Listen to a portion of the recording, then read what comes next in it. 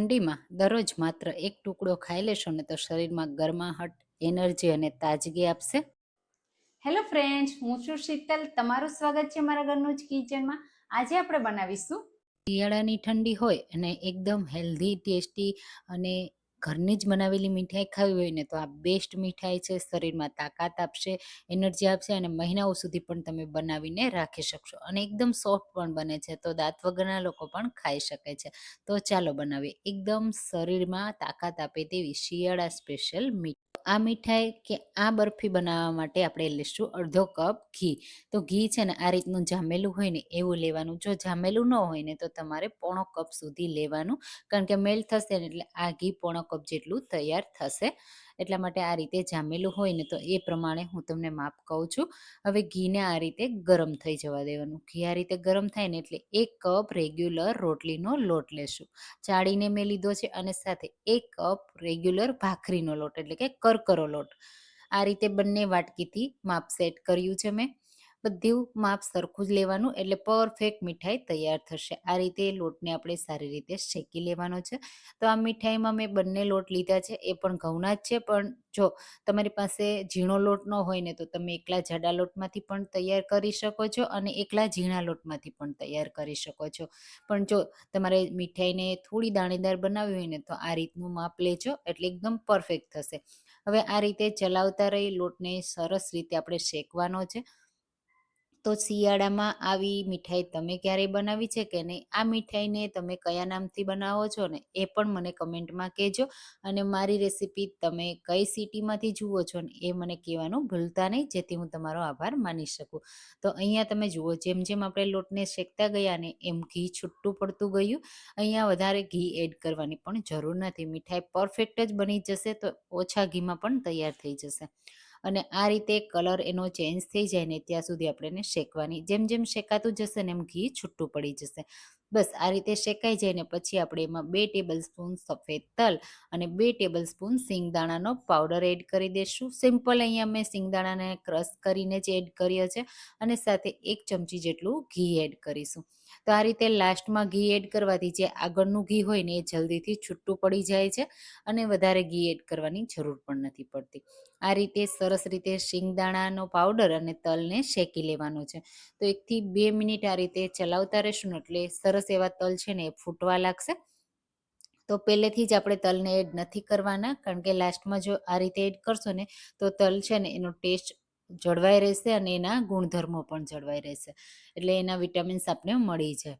આ રીતે તમે જુઓ, ગેસની એકદમ મેં લો ફ્લેમ રાખી છે, જેના લીધે લોટ છે ને એ બળી ના જાય અને સરસ રીતે બધું શેકાઈ જાય. તો આ મિશ્રણ સરસ હવે શેકાઈ ગયું છે. તો આ મીઠાઈને આજે આપણે ગોળમાં બનાવીએ છીએ. તો ગોળ 1 કપ જેટલો હું એડ કરું છું અને દેશી ગોળ લીધો છે. તમે કોઈ પણ ગોળમાં આ મીઠાઈ બનાવી શકો છો. આ રીતે બધો ગોળ આપણે એકસાથે એડ કરી દઈશું.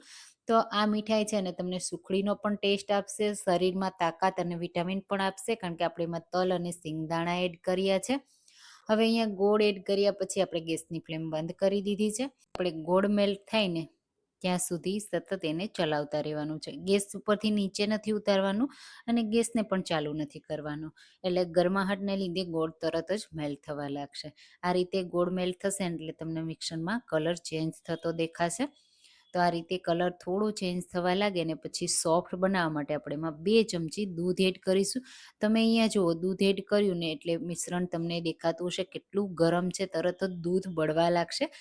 જો તમને એવું લાગશે કે આપણે દૂધ લાસ્ટમાં એડ કર્યું છે તો આ મીઠાઈને કેમ લાંબો સમય સુધી સારી રાખી શકાય, પણ અહીંયા દૂધ બધું બળી જશે. પેન એકદમ ગરમ છે અને મિશ્રણ પણ ગરમ છે, ગેસ પણ ગરમ છે, એટલા માટે દૂધ બધું બળી જશે ને એટલે તમે આ મીઠાઈને લાંબો સમય સુધી પણ ફ્રીઝ વગર બહાર જ રાખીને ખાઈ શકશો. બિલકુલ ખરાબ નહીં થાય, દૂધના લીધે ફૂગ પણ નહીં લાગે અને પરફેક્ટ ટેસ્ટ આવશે. તો જરૂરથી તમે આ રીતે ટ્રાય કરજો. સોફ્ટ ખાવી હોય ને આ બરફી અથવા મીઠાઈ તો તમારે એને દૂધ સાથે બનાવવાની. અહીંયા હવે તમે જુઓ, ગોળ મેલ્ટ થઈ ગયો છે અને અહીંયા તમે પેનમાં જુઓ ને તો તમને આ રીતે ફરતું મિશ્રણ દેખાશે. પેનમાં બિલકુલ ચોટશે નહીં. મેં સ્ટીલની પેન યુઝ કરી છે તો પણ, કારણ કે ઘી પણ છૂટું પડી ગયું છે અને પરફેક્ટ આ રીતે તૈયાર થઈ ગયું છે. તો નીચે ઉતારી કોઈ પણ પ્લેટમાં આ રીતે સેટ કરી દેશું. અહીંયા પ્લેટમાં મેં ઘી પણ નથી લગાવ્યું, અને એમ પણ ડાયરેક્ટ જ હું એડ કરું છું તો પણ બિલકુલ આસાનીથી ડિમોલ્ડ થઈ જશે. બસ હવે આપણે જેવી થિકનેસવાળી મીઠાઈને સેટ કરવી હોય ને એ રીતે સેટ કરી દેવાની, આ રીતે પ્રોપર એક સરખી સેટ કરવાની. તો આ જે છે ને એ એકદમ ટેસ્ટી એવી સુખડી જેવો સ્વાદ સાથે આ મીઠાઈ એટલે કે સુખડી જ તૈયાર થશે. કારણ કે આપણે એને ગોળમાં બનાવીએ છીએ ને એટલે ટેસ્ટ પણ એવો જ આવશે. અહીંયા આ રીતે સરસ રીતે સ્પ્રેડ કરી દીધું. તમે જુઓ કેટલું ઘી છૂટું પડી ગયું. ઉપરથી હું તલને આ રીતે સ્પ્રિંકલ કરું છું કારણ કે આપણે તલ સાથે બનાવી છે. અને પછી આપણે એને સરસ રીતે ઠંડી પણ થવા દેશું. અને થોડી હું અહીંયા બદામ પણ એડ કરું છું એટલે સરસ લાગશે ટેસ્ટમાં.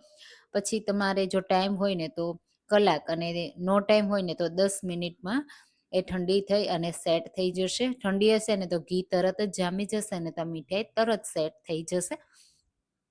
આ રીતે થોડી વાર આપણે રહેવા દેશું. પછી આ રીતે બધું ઘી તમે જુઓ ડ્રાય થઈ ગયું અને સરસ રીતે ઠંડી થઈ ગઈ. તો મનગમતા શેપમાં કટ કરી લેવાની. હું અહીંયા એમ જ રેન્ડમ સ્ક્વેર શેપમાં કટ કરું છું. તમે જુઓ કટ કરું છું ત્યારે તમને ખબર પડી જશે કે પરફેક્ટ સેટ થઈ છે આ રીતે. અને બસ ઊભા અને આડા જે રીતે કટ લગાવવા હોય એ રીતે લગાવી દેવાના. એકવાર બનાવી મહિનાઓ સુધી પણ સ્ટોર કરી શકાય તેવી ઠંડીની સ્પેશિયલ આપણી સુખડી બનીને તૈયાર થઈ ગઈ છે. તો હું તમને ડિમોલ્ડ કરીને બતાવી દઉં. પરફેક્ટ સેટ થઈ છે. ઘી નથી લગાવ્યું તો પણ આસાનીથી ડિમોલ્ડ થઈ જશે. છે ને એકદમ આસાન, સિમ્પલ અને સરળ. તો ઠંડીની સિઝનમાં તમે કઈ કઈ મીઠાઈઓ તૈયાર કરો છો અને કમેન્ટમાં જરૂરથી કહેજો. આ રીતે ડિમોલ્ડ થઈ એકદમ પરફેક્ટ બની. અને તમે જો આ રેસીપી ટ્રાય ના કરી હોય ને તો એકવાર ટ્રાય કરજો.